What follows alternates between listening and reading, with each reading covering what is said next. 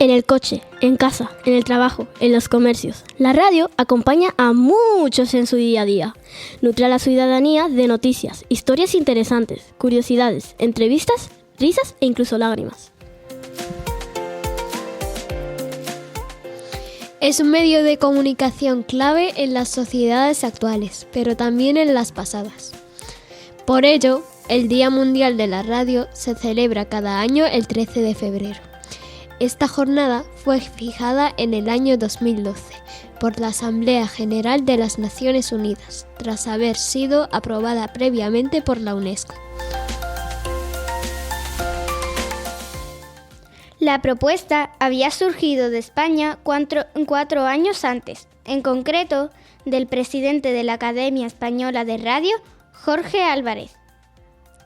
La idea fue recogida por estas entidades y se eligió el 13 de febrero, porque había sido la fecha de creación de la radio de Naciones Unidas en 1946.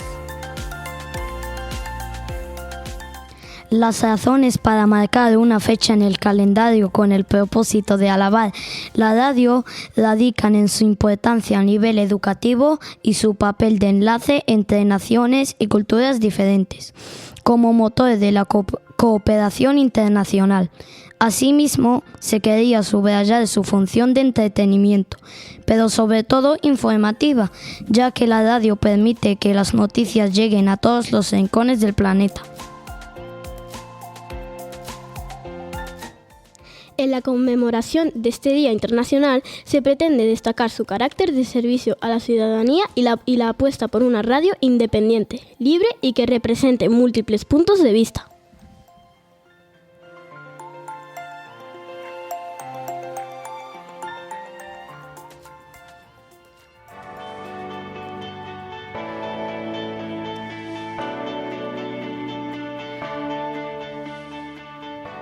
Hola, hola, hola, aquí comienza Radio Severo, para ti y para el mundo entero. Desde luego, pues hoy, 13 de febrero, Día Mundial de la Radio, no podíamos comenzar de otra forma que homenajeando al gran periodista, Pepe Domingo Castaño, que hace tan poquito nos dejó. Pero bueno, su buen hacer ha servido para que esta profesión siga teniendo muchos y muy buenos profesionales de las ondas. Y en nuestra tierra podemos presumir de tener bastantes, y como dice el refrán, como muestra un botón... Y sí, los botones, pero los de la radio, los maneja de maravilla, al igual que la palabra a través de los micrófonos. Pues no esperemos más, hoy en nuestros estudios y para celebrar este Día Mundial de la Radio se encuentra el periodista Carlos Coronado. Hola Carlos. ¿Qué tal? Muy buenas, bienvenido. Muchas gracias por invitarme y encantado de estar aquí con vosotros, con Nor y con Ariadna, en este estudio que habéis montado aquí, improvisado, supongo, que irá creciendo poquito a poco, y encantado de estar aquí en Radio Severo. Como por ahí también se dice, hoy eres el cazador cazado. Y hoy nosotras te haremos las preguntas. ¿Qué te parece? Me parece encantado, encantador y encantado además de que me lo hagáis. Pues para empezar, cuéntanos, ¿cómo, cuándo y por qué te dedicaste a este medio de comunicación? Pues mira, os tengo que comentar, habéis hablado hace un momentito de Pepe Domingo Castaño. Pepe Domingo Castaño es muy conocido, o fue muy conocido en las ondas porque llevaba un programa de radio, que era el Carrusel Deportivo, luego hizo otro parecido en la COPE, pero sobre todo ha hecho toda la vida Carrusel Deportivo. Y se le conoce porque, bueno, tarareaba, cantaba, hacía anuncios cantados y creó un estilo en la radio en cuanto al deporte. Pues Pepe Domingo Castaño empezó en los 40 principales y yo empecé en los 40 principales también. Lo que pasa es que empezamos un poquito en una radio que se llamaba Radio Sol. Yo tengo que decir que yo dejé los estudios a muy poca edad. A los 16 años me puse a trabajar en un bazar, que era lo que había prácticamente en aquel tiempo en Ceuta.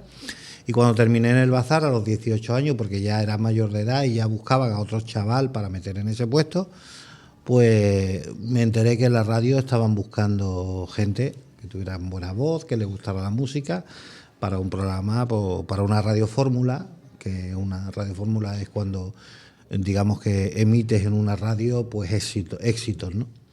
Entonces iba a hacer una radiofórmula, un poco combinación, informativos y música. Y ahí me fui, hice mi prueba, les gustó y desde ahí ya prácticamente, pues durante todo ese tiempo hice Radio Sol, después hice 40 principales, después hice también M80, luego entré en la cadena SER haciendo mis pinitos en el programa Hoy por Hoy, luego llegó la televisión, compaginé eso con informativos en alguna que otra cadena local que había en Ceuta. Y bueno, 23 añitos en la televisión y intentando hacerlo cada día mejor y no perdiendo la ilusión, que es lo importante. Habrás conocido muchos compañeros y compañeras de tu gremio. ¿Puedes contarnos alguno o alguna que te haya marcado en tu profesión y alguna anécdota que te guste destacar? Bueno, he conocido a muchos porque cuando estaba en 40 principales teníamos que viajar mucho desde Ceuta a Madrid. Y conocíamos a Joaquín Luqui, por ejemplo, he conocido a Joaquín Luqui, una persona con la que me he llevado muy bien cuando iba por allí era Fernandisco, que era Fernando Martínez, que es un crack, que es un tío genial. Y bueno, a nivel nacional no lo he visto nunca, pero siempre me llama la atención, pues no sé, a Iñaki Gabilondo, sí que me marcó un poco la niñez en la radio.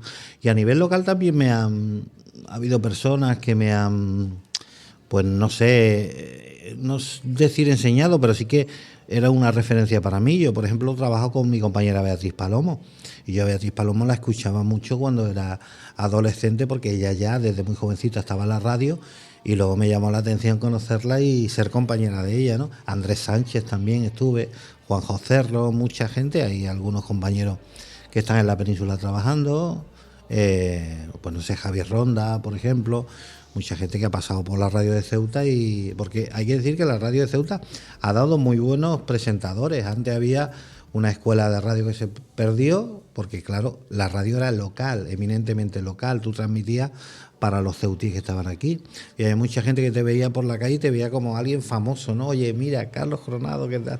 Eso ya se perdió porque ahora ya prácticamente lo hacen todo desde Madrid a través de satélite. Entonces antes se creaba una escuela de presentadores que ahora no la tenemos. DJ se llamaba en aquel tiempo, DJ de la radio, ¿no? Y bueno, eso es una pena que se haya perdido. Anécdota, mira, os puedo contar una que es muy curiosa, que hace como unos 10, 11 años aproximadamente, recuerdo que me fui a una tutoría de mi hijo, de uno de mis hijos, y alguien que estaba detrás mía, me escuchó hablar y me dijo: oye, tú eres Carlos Coronado, ¿no? Digo, sí. ¿Qué me conoces de la tele? Porque yo ya trabajaba en la tele.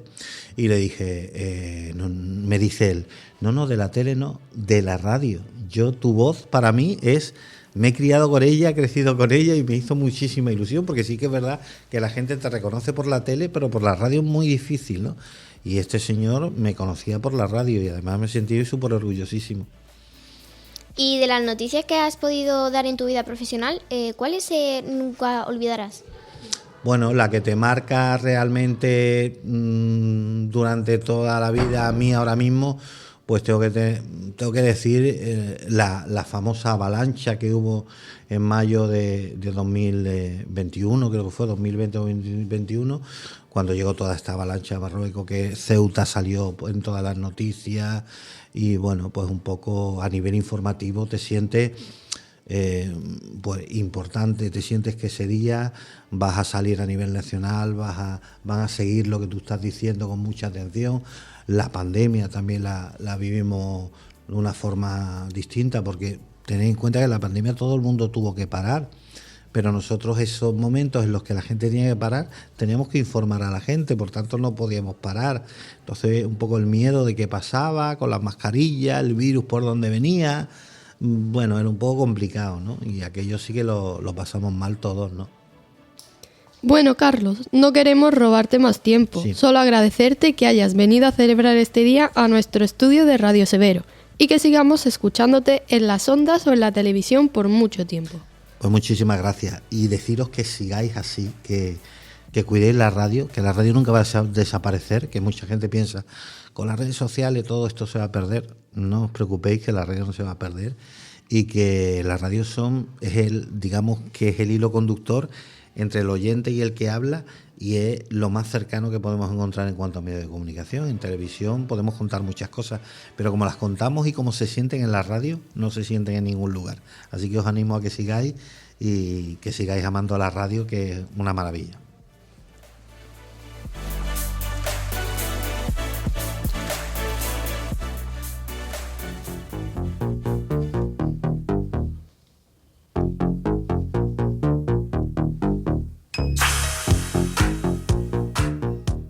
Y de un profesional en la producción de radio pasamos a un profesional en cuanto a la afición a ella. Sí, y además no lo podemos tener más cerca, porque se trata de nuestro querido profe don José Luis Cordero. Hola, profe. Hola, chicas, buenos días. ¿Qué te parece que hoy hayamos pensado en ti para celebrar este día tan especial de la radio? Pues creo, sinceramente, que había acertado plenamente, porque en otros ámbitos de la vida o en otras condiciones, pues no sea lo mismo. Pero al estar hablando de radio, pues llevo casi toda mi vida, desde que tengo uso de razón, escuchando diferentes emisoras de radio y diferentes periodistas. Pues queremos saber más de tu afición. Y para empezar, ¿nos puedes contar desde cuándo tus recuerdos están unidos a la radio? Pues bueno, yo cuando era pequeño, estuve viviendo muchos años en Marruecos. Y el primer sitio en el que estuve viviendo fue en Kenitra, muy cerquita de la capital de Marruecos, que es Rabat. Y mi padre, pues le gustaba muchísimo la radio, sobre todo el deporte y los programas de noche. Y yo recuerdo, con escasamente 4, 5, 6 años, no más, un programa de miedo que había en la cadena SER y que lo llevaba Antonio José Ález, y era un fenómeno. Era el primer ufólogo que se dedicó a hablar de los ovnis, y hacía muchísimas historias de terror verídicas. Yo recuerdo una de ellas, que además es muy conocida por los que se dedican a este ámbito, sobre el Palacio de Linares en Madrid. Y ahí hicieron muchísimas psicofonías. Es el primer recuerdo que tengo de la radio. Seguro que escuchas todo tipo de programas y en tu vida habrás conocido grandes locutores de radio. Pero ¿habrá alguno preferido en cuanto a locutor o locutora y programas? ¿Hablamos de ellos? Pues sí, pues podemos hablar, bueno, según la sección que tocáramos. Y si hablamos de deportes, por ejemplo, pues podríamos hablar de José María García, podríamos hablar de José Ramón de la Morena, podríamos hablar de luego compañeros suyos, de Ángel González Bucelay, de Javier Ares, de Manolo Lama, de muchísimos profesionales que se dedicaron a la profesión. Eso en el deporte. Y luego, pues, en otro tipo de sectores de la radio, bueno, lo más conocido, sí, me han gustado, Luis del Olmo, ¿verdad?, que llevaba el programa de Onda Cero. También estaba otro señor que también se dedicaba a historias de terror, Germán Argumosa. Fernando Jiménez del Oso, que era parapsicólogo y hacía muchísimos programas con Narciso Ibáñez Serrador. Se llamaban Historia de Miedo, Historia de Terror. O sea, podríamos estar muchísimo tiempo hablando de diferentes programas de periodistas. En cuanto a programas, pues podríamos citar, por ejemplo, programas de cuando yo estaba estudiando magisterio, por ejemplo, pues me solía poner Antena 3, la extinta Antena 3, ya desapareció de la radio. Y por la tarde, por ejemplo, estaba Encarna, que manejaba un programa de 4 o 5 de la tarde hasta cerca de las 11:30, que luego, posteriormente, en Encarna entraba José María García, ¿vale? Super García en la hora cero. Y después de José María García entraba un señor con un programa de cine que se llamaba Carlos Pumares, ¿vale? Había muchísimos programas, eso en Antena 3. Por ejemplo, si hablamos de Onda Cero o de la cadena SER, pues teníamos Hablar por Hablar con Gemma Nierga, o Si amanece nos vamos con Marta Robles y Roberto. Ese programa era muy curioso, porque consistía en que te contaban una historia, y tú podías hacerle 3 preguntas. Ellos podían contestar sí, no o carece de importancia. Era muy chulo, pero eran de madrugada. De todas las noticias que has podido escuchar en tu vida, ¿cuál es aquella que nunca olvidarás? La que nunca olvidaré, pues recuerdo el 23F del año 81, el golpe de Estado. Y nos encontramos en Marruecos Al día siguiente no hubo clase. Nosotros vivíamos en los Pañones Varela de Tetuán, mi padre era profesor. Y recuerdo yo a un tal Mariano Revilla, que era muy amigo del primero que he comentado, Antonio José Ale. Fue el único periodista que pudo entrar en el Congreso de los Diputados. Ese día se llamó el Día de los Transistores, ¿vale? Y pudieron radiar lo que acontecía en el Congreso. Y José María García se encontraba en un coche. O sea, burlaron a la policía militar y pudieron dar noticias del hecho en concreto. Qué interesante, don José Luis. También la radio como aparato ha evolucionado y seguro que has tenido muchos. ¿Nos cuentas alguno de ellos y cuál es tu preferido? Pues bueno, yo he sido muy clásico con los aparatos de radio. Yo siempre he tenido radio, he tenido minicadena, he tenido la radio cuando iba a los partidos de fútbol, pues llevaba la radio chiquitita, la convencional, con los auriculares, luego la minicadena en casa, luego los grandes módulos del equipo de música, y últimamente pues escucho cosas interesantes en internet, porque hay radios que no se encuentran en la FM normal y lo tienes que escuchar por internet. Pongamos, por ejemplo, Es Radio, ¿no?, de Federico Jiménez Los Santos, ¿no? O radio más antigua, Radio Inter, por ejemplo, en Madrid, o Radio Intercontinental. Pues sí, yo tenía aparato y lo sigo teniendo. Y ahora que vivo solo, en cualquier estancia de la casa tengo un aparato de radio. Por último, nos gustaría que le contaras a nuestros oyentes alguna anécdota relacionada con este medio y que siempre recuerdas. Pues sí, hay una anécdota muy curiosa, me parece que data sobre el año 94-95. Mis padres se fueron de Ceuta en el año 93, se fueron a Fuengirola, y mi padre tenía mucha amistad con Rafa Montero, en fin, colaboraba mucho Rafa Montero, el director, el presidente del Faro de Ceuta, ¿verdad? Y tenía mucha amistad con el director, con el presidente, con gente que escribía. Y él solía escribir, solía participar en programas de radio y en prensa escrita. Y le dieron un carnet de prensa. No que fuera periodista, pero hay muchas personas que son periodistas, pero consiguieron el carnet por la tercera vía. Bueno, a lo que voy. Y entonces, pues muchas veces hacíamos uso de esos carnets. En varias ocasiones, en múltiples ocasiones, íbamos a ver partidos del Real Madrid y del Atlético de Madrid. Mi padre del Atleti y yo soy del Real Madrid. Total, que siempre íbamos buscando ese duelo, ese derbi, ¿no? Pero al hecho en concreto, en el año 94-95, como te comentaba, había un combate de boxeo en Marbella y creo que boxeaba Marco Malasaña contra Whitaker. Entonces mi padre, pues, mandó un telegrama a la dirección en concreto, que no me acuerdo, y pudimos colarnos en la plaza de Toro de Marbella. Pero estuvimos a pie de ring, ¿vale? Y estuvimos muy cerquita de un tal Carlos Dávila, y su radio era Radio Intercontinental de México, y el hombre estaba radiando el combate. Mi padre no hacía nada, tenía un micrófono, hacía como que hacía, pero no hacía nada, o sea, no hablaba. Pero intimó mucho con el Carlos Dávila, que lo tenía al lado, y entonces le preguntó a mi padre: ¿usted es periodista? Sí, soy periodista. Total, que mi padre cogió el micrófono y estuvo como 5, 10, 15 minutos radiando el combate de boxeo, cuando él no tenía conocimiento de este deporte. Y eso fue, y yo estaba al lado y como primera persona, pues me acuerdo perfectamente. De hecho, hay incluso hasta fotos. Sí.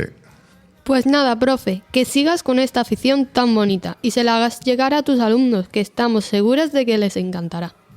Pues muchísimas gracias a don Enrique, a estas chicas que son estupendas y que sea todo un éxito. Un abrazo.